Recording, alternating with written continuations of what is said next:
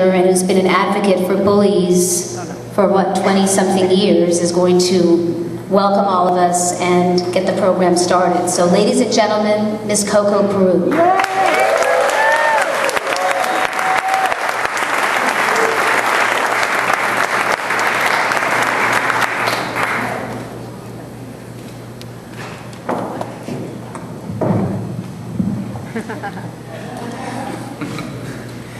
Hello.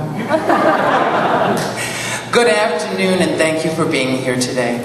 First of all, I'd like to acknowledge Kat Kramer for her passionate commitment to this film.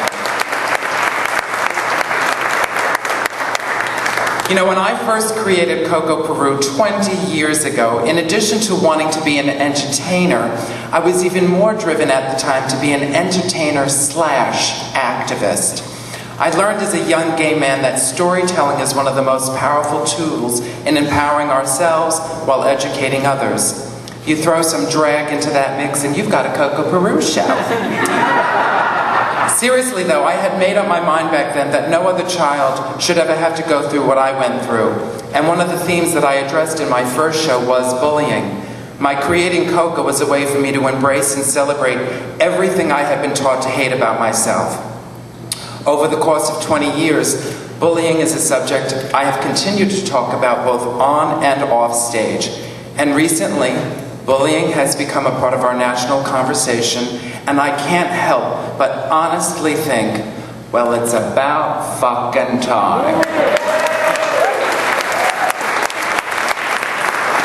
Unfortunately, it took the suicides of a few beautiful young people to get this chronic problem at the forefront of our nation's attention.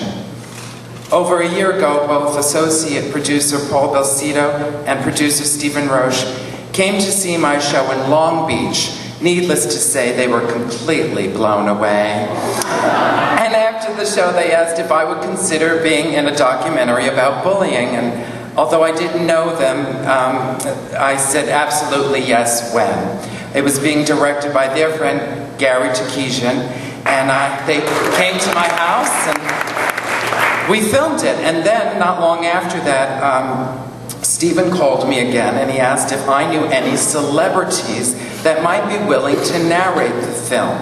Now, I had just done an event with Lily Tomlin, and as soon as I heard Stephen say narrator, I thought of Lily. Not only was Lily a huge celebrity, an icon of our community, but I knew that Lily, back in 1995, had lent her voice to a documentary that had a huge impact on me called The Celluloid Closet.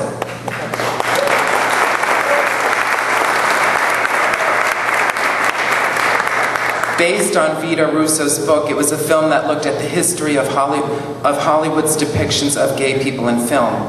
It was a beautiful and important documentary, but personally, I remember how comforted I was that Lily had narrated this film.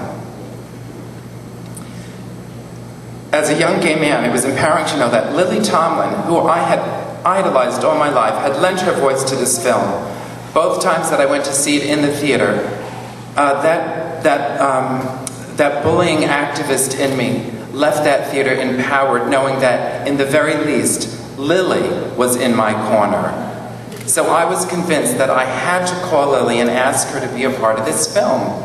However, no sooner did I hang up with Stephen, my conviction ebbed, and I was suddenly flooded with fear and questioned myself, who the hell am I to call Lily Tomlin and say, Lily, listen, I was part of this little short documentary and I think you should narrate it. Yet I knew that the issue of bullying was so much bigger than my fears. In fact, my fears were nothing compared to the fears and hopelessness that those young people who ended their lives must have felt. And so, I picked up the phone. So it gives me great pleasure to introduce to you actress/comedian/activist Lily Tomlin.